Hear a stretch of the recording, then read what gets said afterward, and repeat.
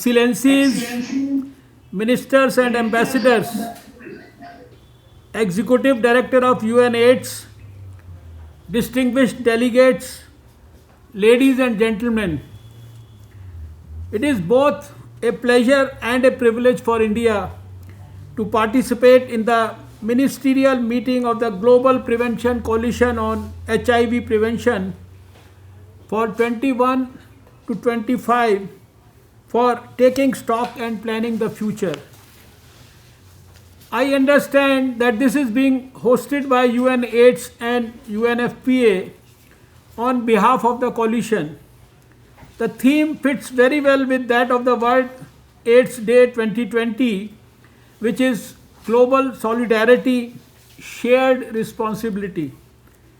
The global response towards AIDS has shown remarkable success in reducing new infections, improving access to prevention services for key population and treatment services for people living with HIV, reducing AIDS-related mortality, reducing mother-to-child transmission, and creating an enabling environment. It has established an excellent model where multiple stakeholders have come together and worked cohesively towards a common goal. It has shown how evidence-driven strategies, involvement of key infected and affected communities can make the response to any public health issue more effective and impactful. Global AIDS response has also been a fountainhead of innovative service delivery models with rich civil society involvement and cross-learning. Provision of generic antiretroviral drugs from India to the world has had a critical impact in controlling the HIV epidemic. India has a unique prevention model which is centered around the concept of social contracting, through which the targeted interventions program is implemented with support from non-government organizations. The program is aimed at providing outreach, service delivery, counseling, testing, and ensuring linkages to HIV care.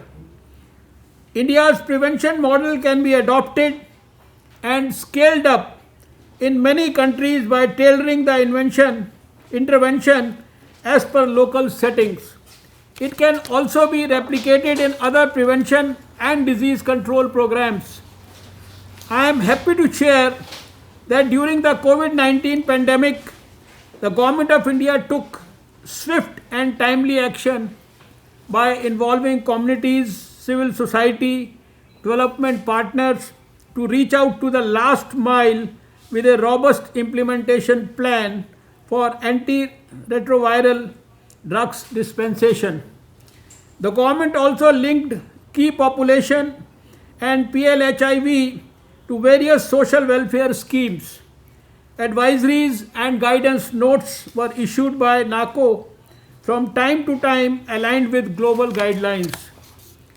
India revamped its targeted intervention program to focus on hard-to-reach population segments. People living in prisons or other closed settings have been considered as priority populations, and interventions have been launched and gradually scaled up since 2016. The HIV counseling and testing services, community-based screening of HIV for improving early diagnosis have been ramped up, including increasing the coverage of testing across the country to achieve the target of elimination of mother-to-child transmission. With the enactment of the Human Immunodeficiency Virus and Acquired Immune Deficiency Syndrome Prevention and Control Act 2017, a legal and enabling framework was provided to safeguard the human rights of infected and affected populations. Under the test and treat policy, approximately 50,000 PLHIV who were lost to follow up were linked back to antiretroviral treatment services through the mission Sampark. Currently, we have 1.46 million PLHIV on antiretroviral treatment. Viral load testing facilities have been scaled up from the existing 10 public sector labs to 64 labs across the country. Some of these labs are also being used for COVID-19. India is committed to achieving the 90-90-90 targets by 2020. However, newer vulnerabilities, risks exacerbated by the pandemic have brought into focus the need to step up a coordinated response. We need to reach out to those vulnerable groups who are hitherto unreached and on virtual platforms. A comprehensive and sustained progress is required to walk the last mile in terms of commitments made to end the AIDS epidemic as a public health threat by 2030 under the Sustainable Development Goals. I am sure we will have highly productive deliberations today that will enable all of us to articulate a clear vision of an AIDS-free world. This gives an opportunity to all of us to present recommendations and revamped commitments for amplifying HIV prevention efforts in the next 5 years.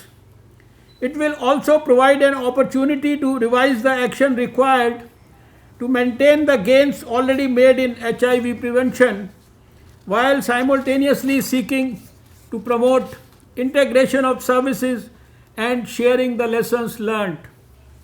I thank you for this opportunity and look forward to learning more about the experiences of other states.